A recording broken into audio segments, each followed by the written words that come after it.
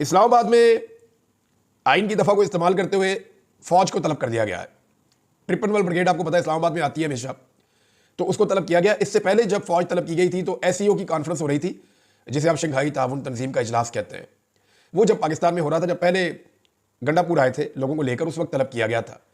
तो फौज के हवाले से कुछ लोगों ने यह कहा जी कि इस्लामाबाद को फौज के हवाले कर दिया गया है।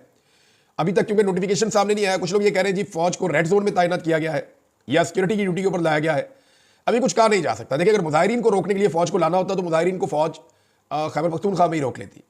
और दूसरी बात यह है कि लोगों को रोकने का मैकेनिज्म फौज के पास होता नहीं है। फौज के पास हथियार है, वो उससे मार सकते हैं, उनके पास डंडा वंडा नहीं होता, फौज के पास वाटर कैनन भी नहीं होता, फौज की ये आंसू गैस की शेलिंग करने की भी उनकी कैपेसिटी या उनकी ट्रेनिंग नहीं है।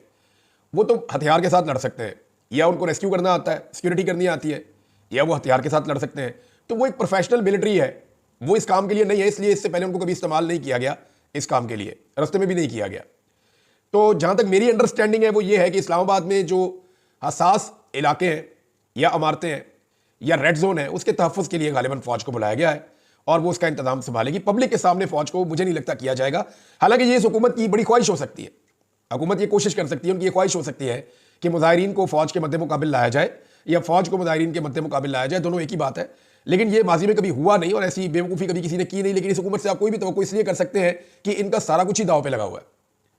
यानी इनको इस बात का आइडिया है कि दोबारा इलेक्शन जीत कर नहीं आएंगे, कम से कम 2 टर्न्योर तक तो 1-2 टर्न्योर तक तो नहीं आ सकते, जितनी इन्होंने गंद मार दिया पाकिस्तान की आवाम के साथ। पंजाब के अंदर लोग अब इनसे नफरत कर रहे हैं, जितना इन्होंने जुल्म और जबर कर दिया है।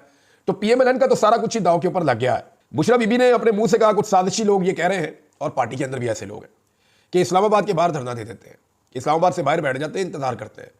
लेकिन बुशरा बीबी ने इस आइडिया को रद्द किया है, वो डी चौक में ही जाना चाहती है। उसका एक बड़ा सिग्निफिकेंस है।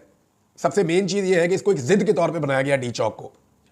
इस वक्त का जो पूरा निजाम है वो ये कह रहा है डी चौक में हम नहीं आने देंगे। इमरान खान ने जेल में बैठ के कहा कि डी चौक में हमने पहुंचना है। अब निजाम ने जिद लगाई हुई है कि जेल में बैठा हुआ एक आदमी, उसकी क्या औकात है कि वो कहे और सारे लोग डी चौक में पहुंच जाए। तो डी चौक की एक सिंबॉलिक हैसियत बहुत बड़ी है। अगर पाकिस्तान तहरीक इंसाफ के कारकुन डी चौक में पहुंचते हैं और वहां पे इकट्ठे हो जाते हैं तो इसका मतलब है पूरा पाकिस्तान फिर निकलेगा, लोगों का हौसला बुलंद हो जाएगा, लोगों की जरूरत बढ़ जाएगी, लोग फिर चैलेंज करके निकलेंगे और बाकी लोग भी आएंगे। इस वक्त जो सूरत हाल है पंजाब की, वो मैं आपको बता देता हूं।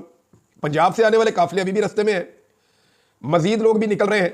इस्लामाबाद को टच किया है कुछ काफिलों ने, और ये जो तादादम लोग आ रहे हैं पंजाब से, ये भी इस एहतजाज का अब हिस्सा बन जाएंगे। रात को पंजाब के काफिले मुख्तलिफ जगहों पर रुके थे, अब वो आगे बढ़ रहे हैं और आहिस्ता आहिस्ता पंजाब के शहरी भी इस एहतजाज का हिस्सा बनते जा रहे हैं। मुझे लगता है ये टेस्ट मैच है, ये भी चलेगा।